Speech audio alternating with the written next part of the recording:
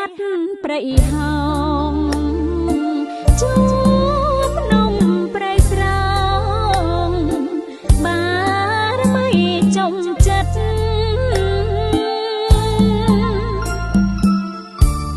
មានប្រាសាទច្រើនធម្មជាតិប្រណិតដូចទេ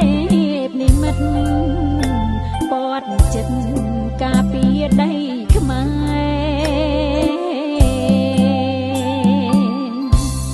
ប្រជាខេមរាស្រឡាញ់អាណិតគង់ទៅបដូរជីវិតស្ថិតនៅក្នុងដងព្រៃ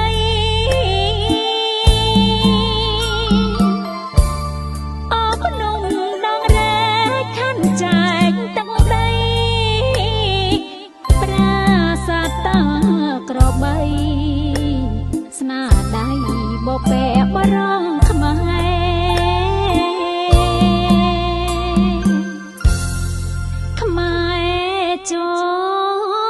ចងចាំប្រាសាទតាមមាត់តូចធំប្រាសាទខ្នាអង្គចាបូជនីយដ្ឋានសុខខំទីប្រមូ